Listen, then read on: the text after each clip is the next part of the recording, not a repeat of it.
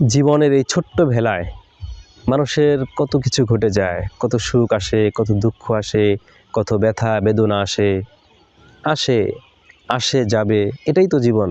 সব সময় সুখ থাকবে এটাও জরুরি না, সব সময় হাসি আনন্দ থাকবে এটাও জরুরি না। আপনার জীবনের সবটা সময় শুধু হাসি থাকবেন, আনন্দে থাকবেন এটাও যেমন সম্ভব না, আবার আপনার জীবনের কষ্টগুলো, দুঃখ বেদনাগুলো সব সময় থাকবে এটাও কখনো সম্ভব না, এটাও হবে না। আল্লাহ তাআলা এভাবেই সৃষ্টি করেছেন যে প্রত্যেকটা মানুষ, প্রতি মানুষ, চাই সে ধনী হোক, গরিব হোক, ছোট হোক, বড় হোক, মানুষের জীবনে দুঃখ আসবে, সুখ আসবে, কষ্ট আসবে, আনন্দ বেদনা আসবে, এটাই স্বাভাবিক। যে 1000 কোটি টাকার মালিক সে কি সারা জীবন সুখেই থাকে?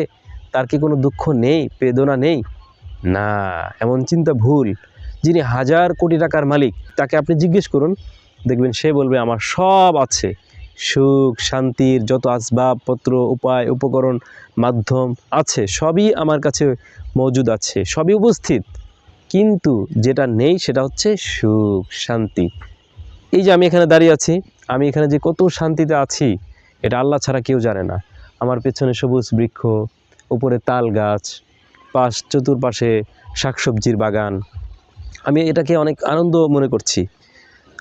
ঠিক এই মুহূর্তে অনেক মানুষ বিশাল বড় বড় অট্টালিকায় আছে, টাকার পাহাড়, স্বর্ণ অলংকারের পাহাড়, সব কিছুই আছে, কিন্তু তার মনে সুখ নেই, শান্তি নেই, আল্লাহর শুকর নেই। আল্লাহ যে তাকে কেন সৃষ্টি করেছেন এটাই সে ভুলে যাচ্ছে।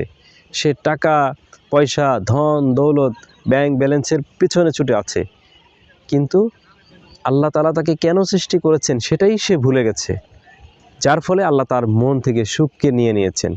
তো সুখে থাকতে হলে আল্লাহ তাআলার বিধান অনুযায়ী চলতে হবে, আল্লাহর কোরআনের ছায়া আসতে হবে, রাসূলুল্লাহ সাল্লাল্লাহু আলাইহি ওয়াসাল্লামের যে সুন্নাহ বিধান, সুন্নাহ মোতাবেক জীবনকে পরিচালিত করতে হবে, তাহলেই সুখ আসবে।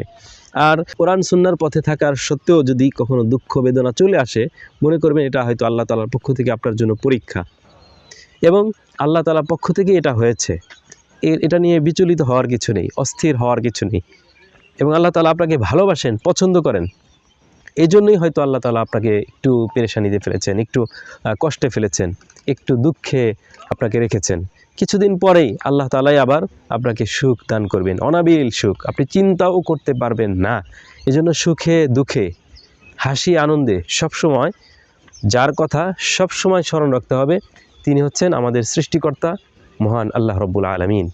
আমার কখন সুখ দরকার, কখন দুঃখটাই আমার জন্য কল্যাণকর হবে, কখন সুস্থতা আমার জন্য কল্যাণকর, কখন অসুস্থতা আমার জন্য কল্যাণকর, সেটা কে জানেন? সেটা আল্লাহ জানেন।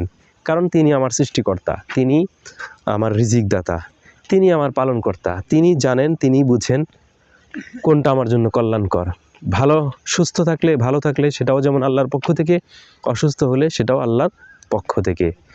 তো আমরা সবসময় সুখে দুঃখে আল্লাহর উপর ভরসা করব, আল্লাহকে সবসময় স্মরণ রাখবো ইনশাআল্লাহ। সকলে ভালো থাকবেন, সুস্থ থাকবেন।